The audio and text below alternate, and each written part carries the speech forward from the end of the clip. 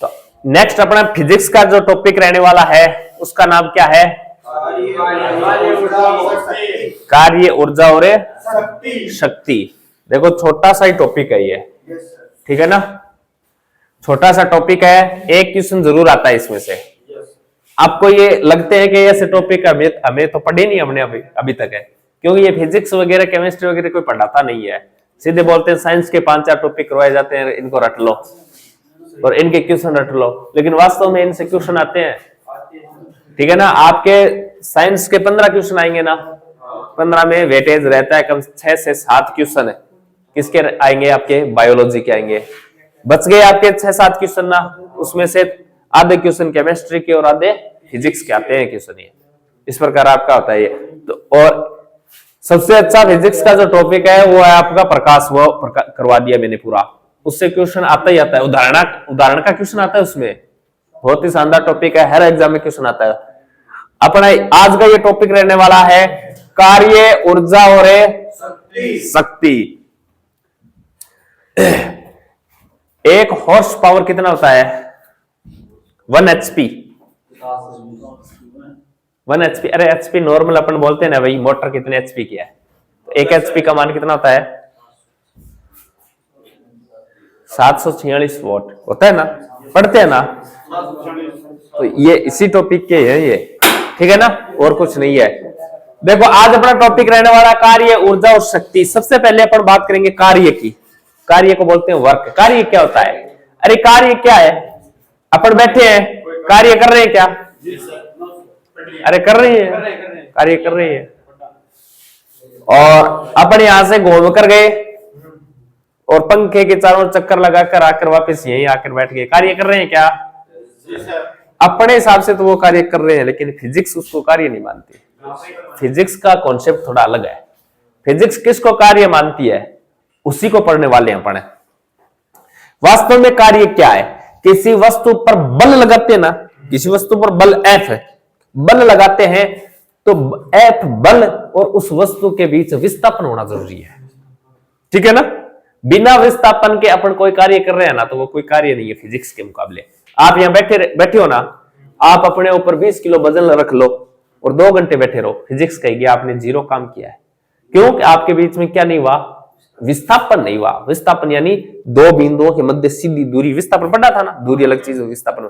तो फिजिक्स कहती है विस्थापन होना जरूरी है। बल तो लगा रहे हो आप, ऊपर की तरफ बोझा, ऊपर की तरफ आपने ढो रखा है, लेकिन बोझा बल तो लगा रहे हो, लेकिन विस्थापन नहीं हुआ आपका, नहीं हुआ ना। तो फिजिक्स यही कहती है बल और विस्थापन दोनों होना जरूरी है, तभी कार्य होता है, अन्यथा कार्य नहीं होता।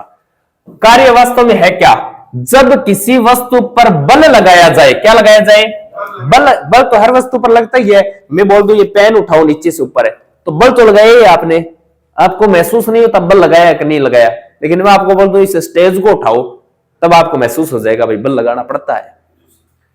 तो बल लगाया जाए तथा बल की दिशा में विस्थापन हो जाए, बल की दिशा में विस्थापन हो जाए तभी कार्य। बल की दिशा में विस्थापन ना होना तो भी कार्य नहीं होता। बल की दिशा में विस्थापन हो जाए तो उस बल द्वारा कार्य किया जाता है, और फिजिक्स वही कार्य मानती है। F बल क्या है? F बल और D विस्थापन है। अगर ये बल की दिशा में विस्थापन हो गया तो वो कार्य है। बल की दिशा में विस्थापन हो जाए तो उस बल द्वारा कार्य किया जाता है। बल लगा रहे हो, विस्थापन नहीं हो रहा, तो भी कार्य 0 है। कैसे? मैं आपको बोल दूं इस दीवार को धक्का दो, आप धक्का दोगे, आपसे सभी लग जाना, लेकिन ये दीवार नहीं खिसकेगी, इसमें विस्थापन नहीं होगा, तो बताओ आपका कार्य क्या हुआ? 0। आपको जरूर भूख लग जाएगी थोड़ी देर बाद, लेकिन कार्य क्या हुआ? 0 हुआ। देखो W कार्य का सूत्र होता है W बराबर FD cos theta. FD cos theta. F क्या है? बल है। D क्या है? विस्थापन है। cos theta. बल और विस्थापन के बीच जो कोण बनता है ना, बल और विस्थापन के बीच जितना एंगल बनता है ना, उस एंगल को किससे दर्शाएंगे? cos थीटा से दर्शाएंगे। तो W बराबर FD cos थीटा। याद रखना इस चीज को। सूत्र एग्जाम्पल भी आता है इससे संबंधित। एफ का मान क्या है, एफ यहां बल है, डी डिस्प्लेसमेंट यानी विस्थापन है, कोस थीटा बल तथा विस्थापन के मध्य का कोण। ये देखो ये इधर बल लग रहा है और इधर विस्थापन हो रहा है। जैसे ये कोई ब्लॉक है यानी इतने बड़ा कोई बक्सा है, इस बक्से को खींच रहे हैं ऊपर है, खींच रहे हैं तो ये आगे खिसक रहा है क्या, ये आगे खिसक रहा है। देखो ये डी विस्थापन हो रहा है इसके अंदर और बल ऊपर की तरफ लग रहा है क्या, इनके मध्य जो कोण बन रहा है थीटा कोण है, वही थीटा कोण क्या कहलाता है, कोस थीटा कहलाता है। W बराबर एफ डी कोस थीटा, याद रख लोगे क्या।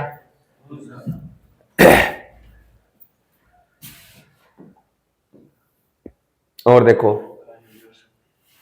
आपके तो इस प्रकार के क्वेश्चन आएंगे, सीधी बात है। कार्य के मात्रक यानी यूनिट्स क्या क्या होती है, कार्य के कितने प्रकार के मात्रक होते हैं, सभी प्रकार के मात्रक यही है, इसके अलावा कोई कार्य का मात्रक नहीं होता। आपको लगता है इसके अलावा कार्य का मात्रक क्वेश्चन पूछ रखा है, ऐसा समझना आपके साथ कोई फिरकी ले रहा है, इसके अलावा कोई मात्रक होता नहीं है। कार्य का एक मात्रक होता है न्यूटन गुणा मीटर, याद रखना कार्य का मात्रक होता है न्यूटन गुणा मीटर। कार्य का एक मात्रक क्या होता है, जूल। कार्य का सीजीएस मात्रक क्या होता है, अर्ग होता है। एक जूल बराबर कितना होता है, 10 की पावर है, वेरी इंपॉर्टेंट है, बहुत बार एग्जाम में पूछा गया है, बड़े बड़े एग्जाम में पूछा गया है। एक जूल का मान 10 की पावर 7 अर्ग होता है। अरे कार्य का मात्रक है, कार्य को दर्शाने के लिए। जैसे मैं आपको बोल दूं ये चावल कितने हैं, आप बोलोगे 5 kg है, तो किलोग्राम को दर्शाने के लिए कुछ यूनिट होती है। इसी प्रकार कार्य को दर्शाने के लिए मात्रक यूनिट्स की आवश्यकता होती है। यूनिट मात्रक एंड यानी यूनिट एंड मेजरमेंट नाम का टॉपिक मैंने पढ़ाया फिजिक्स का, वो जाके देखना, फिर ये क्वेश्चन मत करना मेरे से, आपको समझ में आ जाएगा, ठीक है ना। कार्य का सीजीएस मात्रक क्या होता है, यानी कार्य को दर्शाने के अलग अलग ये पैमाने होते हैं। मैंने बोल दिया मैं 5 किलोमीटर दौड़ के आया हूं, मैंने बोल दिया मैं 5000 मीटर दौड़ के आया हूं, कोई फर्क थोड़ी है, एक ही बात है। तो अलग अलग दर्शाने के पैमाने होते हैं, इसी प्रकार कार्य को दर्शाने के अलग अलग मात्रक होते हैं और इन मात्रकों को याद करना पड़ता है। एक मात्रक है न्यूटन गुणा मीटर, एक मात्रक होता है जूल, सीजीएस में मात्रक होता है अर्ग। सीजीएस कौन सी पद्धति है, एमकेएस कौन सी पद्धति है, एसआई कौन सी पद्धति है, सब पढ़ाया मैंने। एक होता है हाँ 1 जूल बराबर 10 की पावर 7 अर्ग होता है, याद रखना इस चीज को, बहुत बार पूछा गया क्वेश्चन है ये। एक कार्य का मात्रक होता है किलोवाट घंटा, किलोवाट घंटा, ये भी 1 किलोवाट घंटा बराबर होता है 3.6 गुणा 10 की पावर 6 जूल होता है। एक होता है कार्य का मात्रक इलेक्ट्रॉन वोल्ट होता है, ईवी, शॉर्ट में इसको ईवी बोलते हैं, ठीक है ना। 1 इलेक्ट्रोवोल्ट बराबर कितना होता है, 1.6 इंटू 10 की पावर माइनस गुनी से जूल होता है। और यही सभी मात्रक किसके होते हैं, ऊर्जा के होते हैं। तो कार्य के याद कर लोगे ना तो आपको ऊर्जा के अपने आप याद हो जाएंगे, क्योंकि यही क्या होते हैं, ऊर्जा के होते हैं। तो कार्य और ऊर्जा दोनों के मात्रक याद हो जाएंगे क्या, ये इतना याद करने, इसमें से क्वेश्चन आता है आपका, ठीक है ना। और कुछ याद हो या ना हो, W बराबर एफ डी कोस थीटा याद हो या ना हो, ये याद जरूर कर लेना। कर लोगे क्या, पक्की बात है क्या। विमा डायमेंशन है, विमा क्या होती है, कार्य की विमा W बराबर एफ डी कोस थीटा से इसकी विमा बढ़ती है ML2T-2, ये आपके पूछा नहीं जाता विमा वगैरह, ठीक है ना।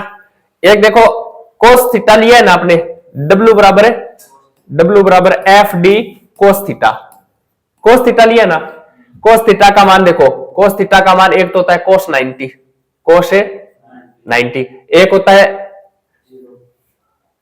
कोस 90, कोस 90 पर 0 से लेकर कोस 90 तक जो मान होता है ना वो होता है पॉजिटिव, और कोस 90 पर मान होता है 0, और कोस 90 से 180 तक इसका मान होता है नेगेटिव, माइनस में होता है। कहां होता है ये, अपन जो सारणी पढ़ते हैं ना साइन थीटा कोस थीटा वाले, है ना, ट्रिग्नोमेट्री में सारणी पढ़ते हैं ना, उस सारणी से संबंधित है।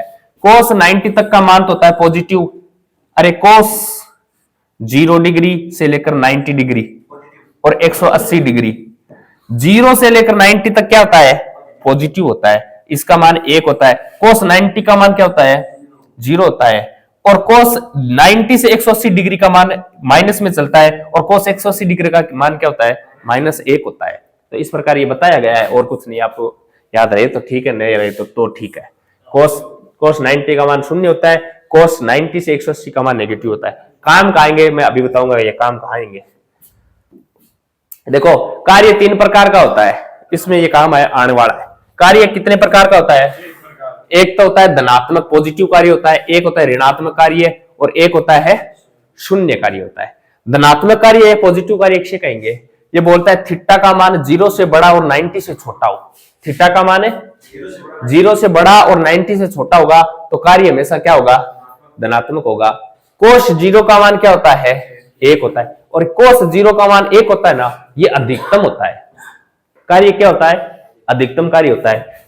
कोस 0 डिग्री, 30 डिग्री, 45 से 60, 90 पढ़ते हैं ना अपन, तो कोस 0 का मान क्या होता है, और कोस 90 का मान क्या होता है, 0। ये बोलता है धनात्मक कब होगा, तो ये बोलता है थीटा का मान है, थीटा का मान क्या हो, 90 से तो छोटा, 90 से, अरे 90 पर तो 0 ही होता है, तो 90 से छोटा और किससे, 0 डिग्री से बड़ा हो या 0 डिग्री के बराबर। ये साथ में ये आ जाता है ना, इसका मतलब बराबर भी होता है, बड़ा या फिर बराबर, दोनों कंडीशन है। तो 0 के बराबर या 0 से बड़ा अगर थीटा का मान है तो हमेशा काम क्या होगा, धनात्मक, वर्क धनात्मक होगा। और 1 पर अधिकतम होता है, कैसे, एफ डब्ल्यू बराबर क्या होता है, एफ डी कोस थीटा। काम होता ही क्या है, काम तो होता है बल और विस्थापन, बल और विस्थापन दोनों एक साथ हो। अब देखो ये एक कोई बॉक्स है, इस बॉक्स पर मैं इधर एफ बल लगा रहा हूं और इधर ही डी विस्थापन हो रहा है, इधर ही डी विस्थापन हो रहा है। मतलब एफ और डी के बीच कोण कितना है भाई, 0 डिग्री है। एफ और डी के बीच कोस थीटा का मान यहाँ क्या है, थीटा का मान 0 डिग्री है। और थीटा का मान 0 डिग्री यानी कोस 0 का मान क्या होता है, 1 होता है। तो 1 कहां पर होगा, कोस 0 पर है, कोस 0 पर 1 होगा, यानी एफ और डी इनके बीच कोण 0 डिग्री होता है। और वहां कार्य होता है वो अधिकतम होता है। अधिकतम धनात्मक तो होता ही है 0 और 90 के बीच, लेकिन अधिकतम कार्य कब होता है, जब एफ और डी का मान 0 होता है तब होता है। कोस थीटा का मान कब हो, 0। एफ डी दोनों एक दिशा में होता है तो थीटा का मान 0 होगा और वहां कार्य क्या होगा, अधिकतम। कैसे, क्योंकि कोस 0 का मान क्या होता है, 1 होता है। कार्य धनात्मक होता है और अधिकतम होता है। बता दिए क्यों होता है अधिकतम। एक होता है ऋणात्मक कार्य, नेगेटिव। ऋणात्मक कैसे होगा, ऋणात्मक होगा थीटा का मान 90 डिग्री से तो अधिक और 180 डिग्री के बराबर या छोटा हो। क्यों, 90 से अधिक जाते हैं तो कोस का मान माइनस में चलता है और 180 डिग्री पर -1 हो जाता है, तो ये नेगेटिव मान है, ऋणात्मक कार्य होता है। कोस 180 डिग्री, जैसे W बराबर तो एफ डी कोस थीटा ही होता है। क्या, W बराबर एफ डी कोस थीटा ही होता है। ये कोई बक्सा है, यानी बक्से नहीं, पॉइंट मान लेता हूं मैं, यानी ये कोई वस्तु है, इस पर इधर मैं एफ बल लगा रहा हूं और इधर इसके अंदर क्या हो रहा है, विस्थापन हो रहा है। बोलो कोण कितना हुआ, 180 डिग्री हो गया। क्या 180 डिग्री हो गया, हाँ, यानी एक तरफ बल लग रहा है, दूसरी तरफ इसके अंदर विस्थापन हो रहा है, तो इसके अंदर कोण कितना हुआ, 180 डिग्री। तो कोस 180 डिग्री क्या, कोस 180 डिग्री का मान क्या होता है, -1 है। तो इस स्थिति में कार्य ऋणात्मक है और सबसे कम होगा, ठीक है ना। कार्य ऋणात्मक, दिशा क्या हो जाती है, विपरीत। बल एफ और विस्थापन डी विपरीत दिशा में होता है तो कार्य ऋणात्मक यानी क्या हो जाएगा, मिनिमम, सबसे कम हो जाएगा, ध्यान रखना। तो कार्य अधिकतम कब होता है, थीटा का मान 0, थीटा का मान है कार्य अधिकतम।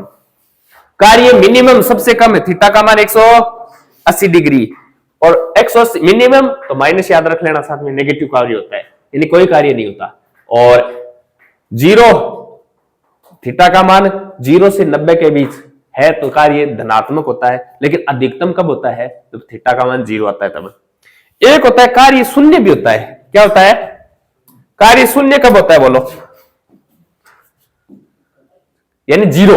कार्य 0 कब होता है, जब कोस 90 का मान क्या हो जाए, थीटा का मान 90 हो जाए। अरे थीटा का मान क्या हो जाए, 90 डिग्री, तो कोस 90 का मान क्या होता है, 0 होता है। कोस 90 का मान 0 होता है, तो W बराबर एफ डी कोस थीटा होता है। क्या, अब कोस थीटा का मान कितना है, तो इसका मान 0 रखते ही एफ डी भी क्या हो जाएगा, 0 हो जाएगा। 0 से गुणा हो गया, 0 ही रह जाएगा। कब होगा, ये अब होगा। देखो ये कोई वस्तु है, इस वस्तु को इधर अपन क्या कर रहे हैं, इधर बल लगा रहे हैं एफ, और इसके अंदर इधर क्या हो रहा है, विस्थापन हो रहा है, डी विस्थापन हो रहा है। बताओ इनके मध्य कोण कितना बना, और कोस 90 का मान क्या होता है, अरे 0 हो गया, तो W का मान क्या हो गया, 0 हो गया। तो कार्य शून्य कब होगा, जब F और D के मध्य कितने का कोण बनेगा? 90 डिग्री का। जब भी 90 डिग्री का कोण बन जाएगा ना, इसका मतलब cos 90 का मान क्या होता है? 0। cos 90 का मान 0 हो गया, इसका मतलब W का मान भी क्या? 0 हो जाएगा, कोई कार्य नहीं होगा, कार्य शून्य होगा। हाँ, ऋणात्मक बताया तो था। 180 डिग्री, एक इधर भी और इधर भी, कोण कितने का हो गया? 180 डिग्री। हाँ, अब देखो इसी के उदाहरण बनते हैं। किस प्रकार के उदाहरण बनते हैं? कुल्ली सामान उठाकर लेके जाता है, उसके द्वारा किया गया कार्य शून्य होता है। पढ़ा होगा ऐसा उदाहरण। क्यों होता है? कुल्ली ने सामान ऊपर उठा रखा है क्या? तो बल ऊपर की तरफ लगा रखा है क्या? आगे चल रहा है क्या? विस्थापन आगे हो रहा है क्या? तो बताओ बल और विस्थापन के बीच कोण कितना बड़ा? और 90, cos 90 का मान क्या होता है? 0। तो W का मान क्या हो जाएगा? 0। तो कुल्ली द्वारा किया गया कार्य 0 होता है। अब कुल्ली के स्थान पर नाम आता है कभी कभी गधा।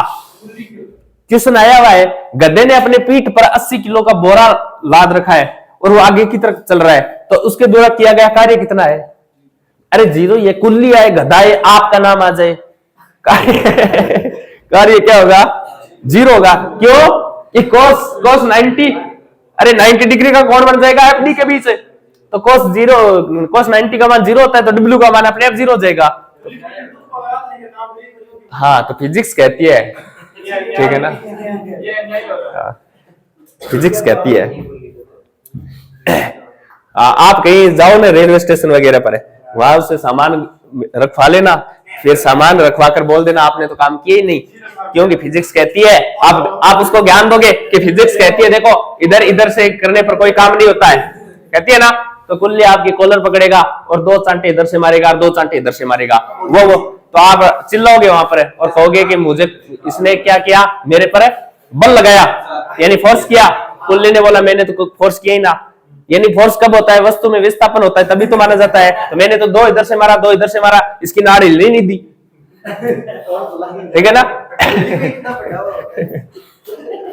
अब देखो इसके उदाहरण है। कार्य शून्य होता है, कैसे होता है समझ लेना, ठीक है ना?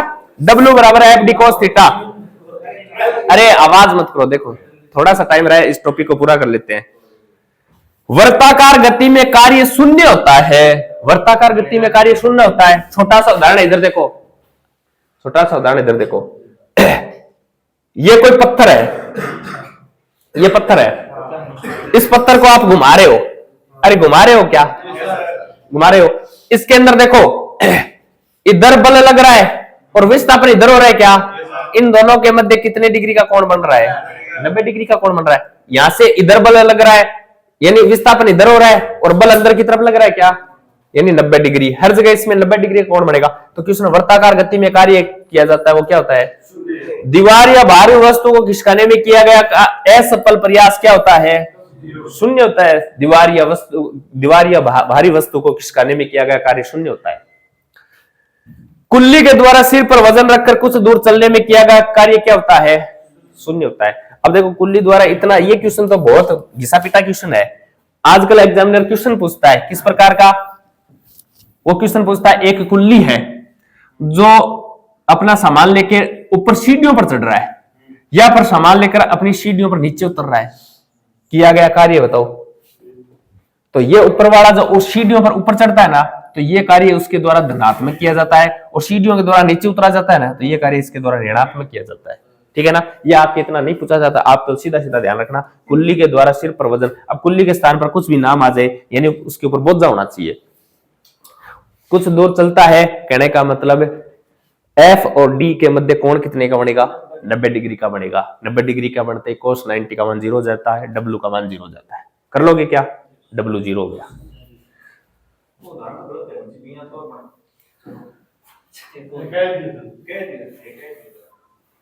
देखो आगे देखो,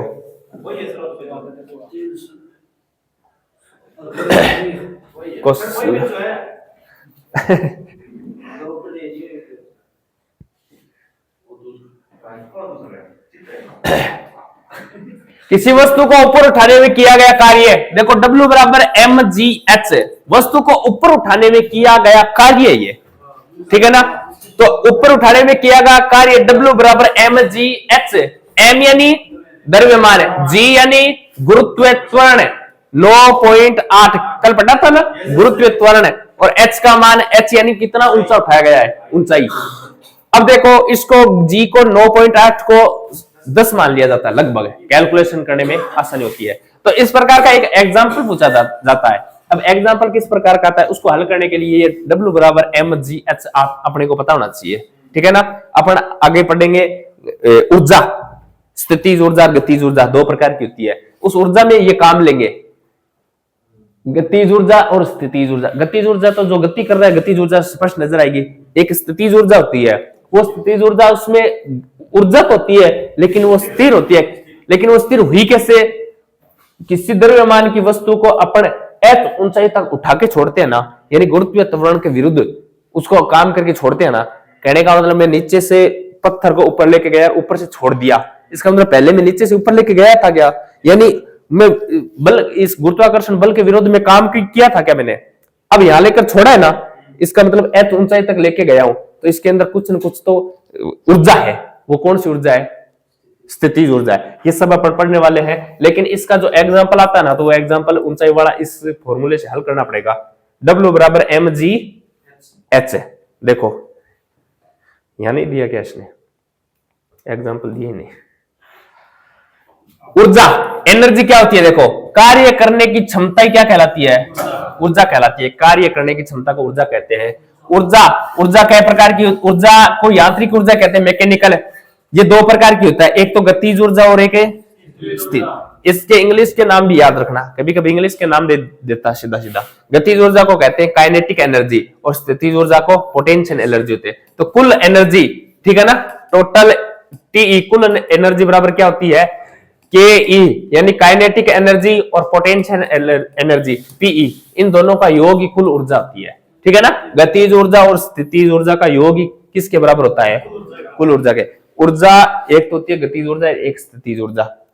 गतिज ऊर्जा क्या होती है, स्थितिज ऊर्जा क्या होती है, दोनों को पढ़ने वाले हैं। एकदम आसान टॉपिक है, उदाहरण पूछा जाता है इसका। देखो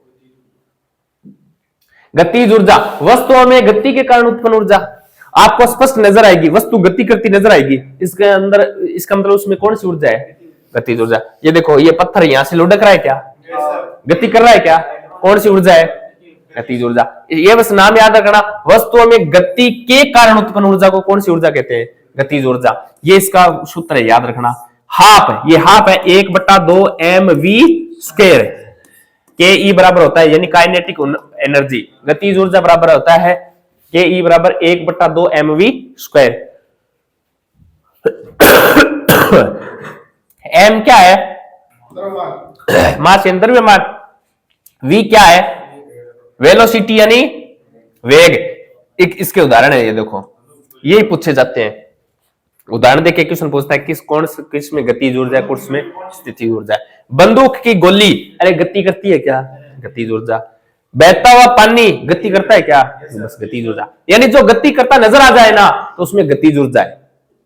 और आपको ऐसा लगे कि यार ये गति तो नहीं कर रहा, लेकिन इसमें थोड़ी सी हलचल होने के बाद ये गति जरूर करेगा, उसमें स्थितिज ऊर्जा होती है। ध्यान रखना, जैसे बांध का पानी गति तो नहीं कर रहा है, बांध का पानी हाँ स्थिर है, लेकिन बांध के गेट खोल दो।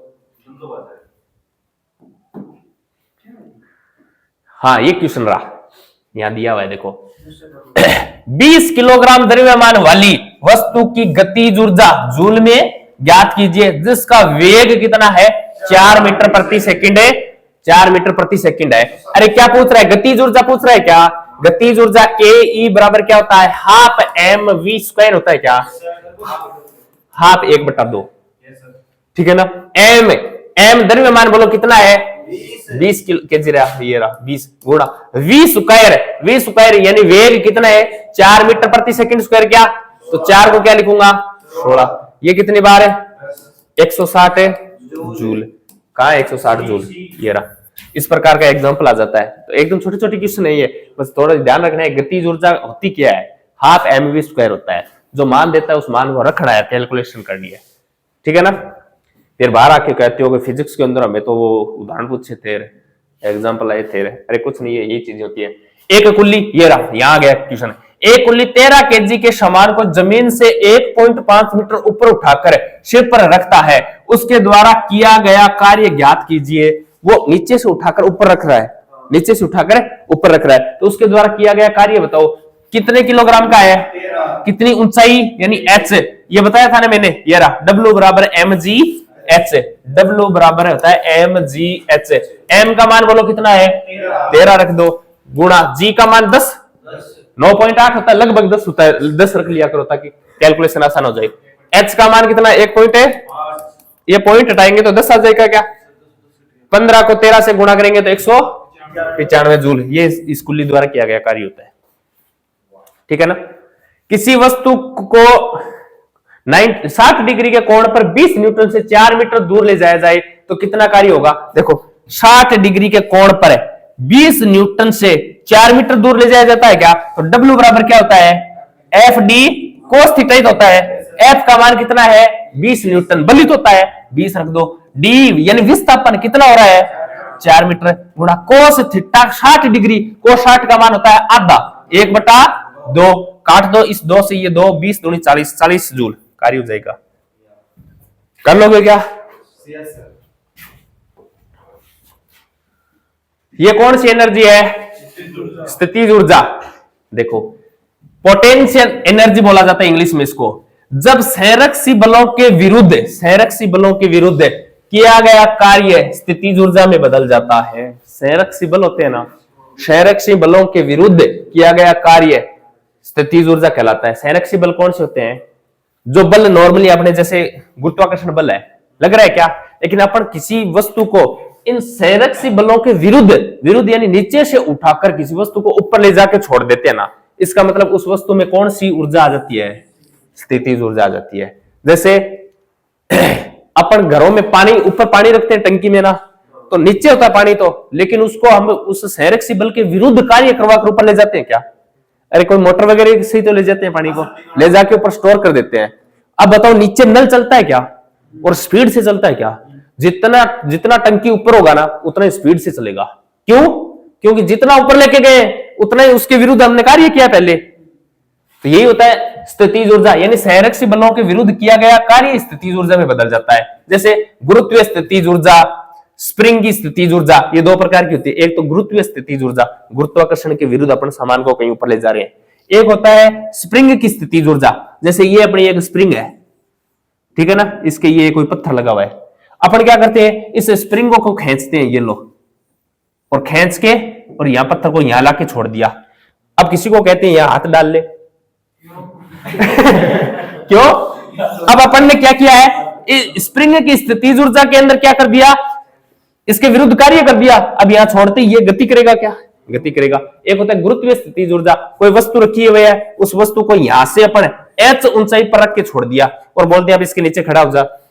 यही बात है, क्यों कि इसके अंदर ऊर्जा है, इसके अंदर भी क्या है, ऊर्जा। तो गुरुत्वीय स्थितिज ऊर्जा होती है mgh, यानी कितनी ऊंचाई पर है, और स्प्रिंग की स्थितिज ऊर्जा आती है हाफ के एक्स स्क्वायर, हाफ के एक्स स्क्वायर। ये स्प्रिंग की स्थिति हाफ यानी 1/2, आधा, और कुछ नहीं है। आप समझ रहे हो, वो नहीं है। उदाहरण, इसके उदाहरण आते हैं, वेरी इंपॉर्टेंट है। देखो स्थितिज ऊर्जा की, ऊंचाई की वस्तु जैसे पेड़ के फल, बांध का पानी और व्यक्ति द्वारा उठाए हुए हथौड़े में, छत पर रखी टंकी में पानी में, ये सब किसके उदाहरण है, स्थितिज ऊर्जा के उदाहरण है। ये वस्तुएं स्थिर जरूर है लेकिन इसके अंदर क्या है, ऊर्जा है, तो ये स्थितिज ऊर्जा के उदाहरण है। पेड़ के फल, अरे पेड़ का फल ऊपर है क्या, वो गिरेगा, गिरते ही उसमें ऊर्जा आएगी क्या, गतिज ऊर्जा आएगी। लेकिन पेड़ का फल उदाहरण किसका है, स्थितिज ऊर्जा का है। बांध का पानी, बांध का पानी, व्यक्ति द्वारा उठाए हुए हथौड़े में, अरे हथौड़ा पर नीचे से उठाकर ऊपर लेके आते हैं क्या, अब रुका हुआ है ना, अब रुका हुआ है और ऊपर से लेके आएंगे फिर से, इसका मतलब उस हथौड़े उठाए, व्यक्ति द्वारा उठाए गए हथौड़े में कौन सी ऊर्जा है, स्थितिज ऊर्जा है। छत पर रखी टंकी के पानी में स्थितिज ऊर्जा है, अरे ऊर्जा तो है ही, तभी तो नल खोलते चल के आता है वो। आकृति में परिवर्तन से भी स्थितिज ऊर्जा उत्पन्न होती है। आकृति में परिवर्तन कैसे, खींचे हुए धनुष बाण में, अरे धनुष बाण को खींच देते हैं ना, अब कौन सी ऊर्जा है उसके अंदर है, स्थितिज ऊर्जा है। खींची हुई स्प्रिंग में, स्प्रिंग को खींचते हैं, कौन सी ऊर्जा जाती है, यानी आकृति में परिवर्तन के कारण भी उसके अंदर स्थितिज ऊर्जा आती है। एक होता है संरक्षित यानी स्टोर की हुई स्थितिज ऊर्जा। कैसे? जैसे तेल या फ्यूल, गाड़ियों में तेल या फ्यूल होता है क्या, उससे उनको ऊर्जा मिलती है क्या, ये भी कौन सी ऊर्जा होती है, स्थितिज ऊर्जा, जो संरक्षित होती है, संरक्षित स्थितिज ऊर्जा होती है। इसके अलावा एक चीज और है, ऊर्जा रूपांतरण। देखो, एनर्जी कन्वर्जन। वस्तु ऊंचाई के साथ गति में हो तो उसमें स्थितिज और गतिज दोनों ऊर्जा होती है। वस्तु देखो, वस्तु ऊंचाई के साथ क्या हो, गति, यानी ऊंचाई में पर ही हो, ऊंचाई पर भी हो और गति में भी हो, तो उसका कौन सा, उसमें कौन सी ऊर्जा होगी, स्थितिज और गतिज, यानी बोथ, दोनों ऊर्जा होगी। इसका उदाहरण होता है उड़ता हुआ हवाई जहाज, उड़ता हुआ हवाई जहाज, उड़ता हुआ हवाई जहाज, या फिर पक्षी, उड़ता हुआ पक्षी।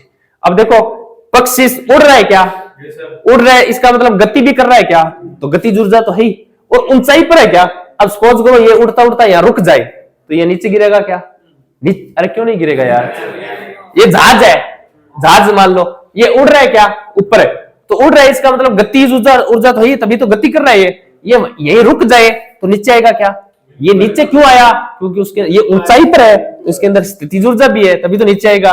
तो उड़ता हुआ पक्षी, वस्तु ऊंचाई पर हो और गति करता हो तो इसमें दोनों ऊर्जा होती है, स्थितिज और गतिज। इसके उदाहरण आते हैं जैसे आसमान में उड़ता हुआ हवाई जहाज और पक्षी, ठीक है ना, क्यों सुनाए, तो दोनों ऊर्जा होंगी इसमें। ऊर्जा रूपांतरण, ऊर्जा एक रूप से दूसरे रूप में परिवर्तन की घटना ऊर्जा रूपांतरण कहलाती है। ऊर्जा तो एक रूप से दूसरे रूप में बदलती है, ठीक है ना, इसे ऊर्जा रूपांतरण कहते हैं। हाँ, ऊर्जा रूपांतरण के भैया वेरी इंपॉर्टेंट है, वेरी इंपॉर्टेंट है। ये जो स्लाइड है ना, ये वेरी इंपॉर्टेंट है। ऊर्जा रूपांतरण का क्वेश्चन यहां से आता ही आता है, 100% आता है यहां से ऊर्जा रूपांतरण का। ये तो कोई उपकरण है और ये ऊर्जा को रूपांतरित करेगा एक रूप से दूसरे रूप में, वेरी इंपॉर्टेंट है ये। विद्युत बल्ब, अरे बल्ब लगाते हैं ना अपन, ये क्या करता है, ये विद्युत ऊर्जा को प्रकाश ऊर्जा में, प्रकाश ऊर्जा के साथ कभी कभी उष्मा भी नाम आ जाता है, तो उष्मा, प्रकाश ऊर्जा और उष्मा दोनों ही। अरे अपन बल्ब लगाते हैं ना, ये आजकल तो एलईडी बल्ब आ गए, इससे उष्मा नहीं बढ़ती, लेकिन पहले वो लट्टू थे ना, उससे जो रूम है वो गर्म भी हो जाता था, इसका साथ में उष्मा भी होती थी क्या, बिल्कुल होती। और प्रकाश, विद्युत ऊर्जा को, यानी विद्युत ऊर्जा, इलेक्ट्रिसिटी को प्रकाश ऊर्जा में, अरे प्रकाश में तो बदल रहा है, तभी तो अपने को दिखाई देता है। विद्युत हीटर, विद्युत ऊर्जा को उष्मा ऊर्जा में, अरे विद्युत हीटर को क्यों काम में लेते हैं, हाँ, तो विद्युत ऊर्जा को उष्मा, हीट में बदलने के लिए काम में लेते हैं। पटाखे, पटाखे रासायनिक ऊर्जा को ध्वनि, प्रकाश और उष्मा तीनों ही सही है, ठीक है ना। अरे रासायनिक ऊर्जा होती है पटाखे में, रासायनिक ऊर्जा, रासायनिक घटना क्या करती है, ध्वनि उत्पन्न करती है क्या, प्रकाश भी उत्पन्न करता है क्या, उष्मा भी उत्पन्न करता है। मोमबत्ती, रासायनिक ऊर्जा को प्रकाश और उष्मा में बदला जाता है, ठीक है ना। वास्तव में मोमबत्ती, अब देखो प्रकाश और उष्मा दोनों ही है, लेकिन इसका सही आंसर प्रकाश ही होता है, ठीक है ना। अरे मोमबत्ती है, अपन मोमबत्ती को किस प्रकार यूज करते हैं, प्रकाश के रूप में। ये थोड़ी है मोमबत्ती लाओ भाई चाय बनाएंगे, मोमबत्ती लेके आओ चाय बनाएंगे, उष्मा निकलेगी उसमें से, तो वास्तव में उसका पर्पज क्या होता है, मोमबत्ती जलाने के पीछे उसका पर्पज क्या है, हाँ वही उसका आंसर होता है, मोमबत्ती प्रकाश के लिए जलाते हैं पड़े, ठीक है ना। कोयला, कोयला रासायनिक ऊर्जा को उष्मा ऊर्जा में बदलता है। भाप इंजन है, उष्मा ऊर्जा को यांत्रिक ऊर्जा में, भाप इंजन है, डीजल इंजन आ जाए, भाप इंजन आ जाए, ये उष्मा ऊर्जा को किस में बदलता है, यांत्रिक ऊर्जा में बदलता है। सोलर प्लेट, छतों पर सोलर प्लेट लगी होती है, ये प्रकाश को किस में बदलता है, रासायनिक ऊर्जा में बदलता है। सौर ऊर्जा को विद्युत ऊर्जा में बदलता है। सॉरी, सोलर प्लेट सौर ऊर्जा यानी सूर्य की ऊर्जा को किस में बदल देता है, विद्युत ऊर्जा में, अपन विद्युत में काम ले लेते हैं। यह प्रकाश संश्लेषण है जो पौधों में होती है, जो प्रकाश को रासायनिक ऊर्जा में बदल देता है। माइक्रोफोन है, कौन सा होता है माइक्रोफोन है, जो अपन बोलते हैं आगे, हाँ स्टेज पर खड़े होकर भाषण देते हैं ना, उसका नाम होता है माइक्रोफोन है। क्या करता है, ध्वनि, ध्वनि ऊर्जा को किस में बदलता है, विद्युत ऊर्जा में बदलता है वो, यानी आगे तार में भेजता है क्या, हाँ, तो माइक्रोफोन ध्वनि ऊर्जा को विद्युत ऊर्जा में बदलता है। और वो तार आगे जाके कहां जुड़ता है, एक स्पीकर के आगे, स्पीकर में लगाता है ना, तो नाम आता है लाउड स्पीकर है। लाउड स्पीकर क्या करता है, विद्युत को किस में बदल देता है, फिर से ध्वनि में। तो विद्युत ऊर्जा को फिर से ध्वनि ऊर्जा में बदल देता है। अगर ये स्पीकर ना हो तो आप कितना ही भाषण देते रहो, कोई नहीं सुनेगा आपकी। विद्युत मोटर क्यों विद्युत ध्वनि में नहीं बदलेगी, फिर विद्युत मोटर है, विद्युत मोटर विद्युत ऊर्जा को किस में बदलता है। हाँ, अब विद्युत मोटर कोई भी मोटर हो, जैसे पानी की मोटर होगी, तो विद्युत को यांत्रिक में तो बदल देता है। हाँ, तो जो विद्युत से चलने वाली मोटर होती है ना, वो विद्युत ऊर्जा को यांत्रिक ऊर्जा में बदलती है। डायनेमो बोल दो, जनरेटर बोल दो, एक ही चीज है, ठीक है ना। यांत्रिक ऊर्जा को किस में बदलता है, विद्युत ऊर्जा में बदलता है। टॉर्च है, सेल वाली टॉर्च चाहिए, ठीक है ना, ये रासायनिक ऊर्जा को किस में बदल देता है, प्रकाश। ये सेल वाले टॉर्च यानी रासायनिक सेल, इसमें सेल लगे होते हैं क्या, सेल होता है, तो सेल में तो रासायनिक अभिक्रिया होती है, तो ये रासायनिक ऊर्जा को किस में बदल देता है, प्रकाश ऊर्जा में बदल देता है। साइकिल चलाना इंपॉर्टेंट है, पेशीय ऊर्जा को यांत्रिक, अरे अपने पेशीय मांसपेशी की ऊर्जा को किस में कन्वर्ट करते हैं, यांत्रिक ऊर्जा में कन्वर्ट करते हैं। याद रह जाएगा क्या, वेरी इंपॉर्टेंट है, 1% आपको मिलेगा ही मिलेगा, वेरी इंपॉर्टेंट है। ऐसे कैसे लिख लेना, अरे कहां जा रहे हो, टाइम हो गया, टाइम हो गया तो टॉपिक भी हो गया अपना। तो ये टॉपिक इतना ही था, इंपॉर्टेंट टॉपिक है। इस क्लास की जो पीडीएफ है ना, आपको वो वीडियो का डिस्क्रिप्शन में टेलीग्राम का लिंक दिया हुआ है, उस टेलीग्राम पर मिल जाएगी, जाके ज्वाइन कर लेना। वीडियो अच्छा लगे तो अपने दोस्तों को शेयर करना। जय हिंद, जय भारत।